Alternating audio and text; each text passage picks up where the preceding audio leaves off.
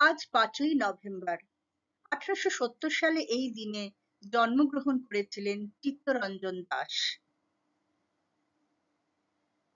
আপনারা অনেকেই চিত্তরঞ্জন দাসের সম্পর্কে জানেন যে তিনি একজন জাতীয়তাবাদী নেতা ছিলেন। তিনি স্বরাজ্য পার্টি গঠন করেছিলেন। তিনি একজন ব্যারিস্টার ছিলেন। কিন্তু আজ আলোচনা করব অন্য চিত্তরঞ্জন দাসকে নিয়ে। তার একটা নতুন পরিচয়ও ছিল, কিন্তু সেই পরিচয় খুব বেশি প্রচলিত বা জনপ্রিয় হয়তো ছিল না, কিন্তু জনপ্রিয়তা পাওয়ার মতো যোগ্যতা ছিল। সেই পরিচয় হলো তার কাব্য প্রতিভার পরিচয়। 1896 সাল থেকে 1915 সালের মধ্যে চিত্তরঞ্জন দাস 5টি কাব্যগ্রন্থ লিখেছিলেন। 5টি কাব্যগ্রন্থের মধ্যে 1896 সালে মালঞ্চ কাব্যগ্রন্থ লেখেন। তখন চিত্তরঞ্জন দাসের 26 বছর বয়স। এই কাব্যগ্রন্থে তাই স্বাভাবিকভাবেই তার বয়সের অনুভূতি, যৌবনের প্রকাশ, প্রেমের আবেদন ধরা পড়েছে। এইরকম একটি উদাহরণ আপনাদের সামনে দিচ্ছি। মালঞ্চ কাব্যগ্রন্থে তিনি বলছেন, চলে গেল ঘনীভূত কেশপুঞ্জ তার, আকাশ আঁকিয়া গেল ঘন অন্ধকার।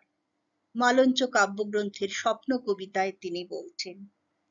আবার তিনি বলছেন সাগর তীরে কবিতায়, আজ তুমি এত দূরে ভাবিতেছি কত, অপার অনন্ত সিন্ধু মাঝে দুজনার, ওপারে দাঁড়াই তুমি দুরাশার মতো, এপারে তোমারই তরে জীবন আধার। যখন তিনি মালঞ্চ কাব্যগ্রন্থ লিখছেন, তখনই কিন্তু প্রেমের পাশাপাশি তার সাথে তিনি কবিতা লিখছেন ঈশ্বর, অহংকার, ধার্মিক এই কবিতা। এই কবিতাগুলোর মধ্যে দিয়ে আবার ওই একই বয়সে অন্য জীবন দর্শনের ছবি ধরা পড়ছে।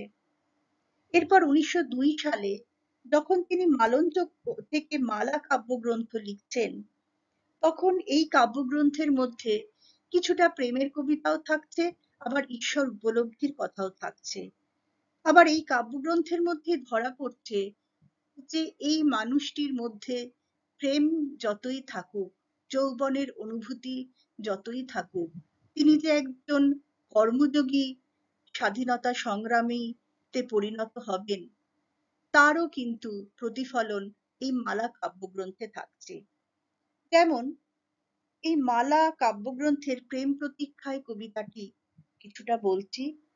তখনও হয়নি সন্ধ্যা, বিমল আকাশ, কোমল যেন গোমর প্রিয়ার বরণ, ঢালিতেছে মৃদু মধু স্বর্ণের আভাস, চুম্বি সরোবর জল আম্রের কানন।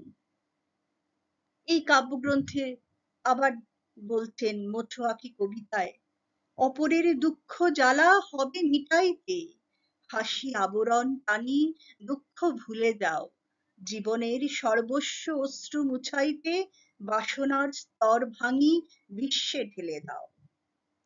আর সেই ত্যাগের পথে সারা বিশ্ব ব্রহ্মাণ্ডে যে তার চরণ পড়বে, সে বিষয়েও তিনি স্থির নিশ্চিত।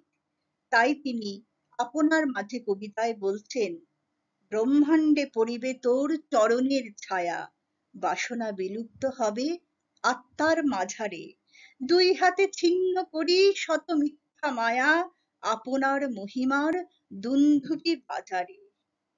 বুঝতে পারছেন একটা মানুষের ভেতরের পরিবর্তন কিভাবে হচ্ছে, সেটা তার কবিতায় ধরা পড়েছে।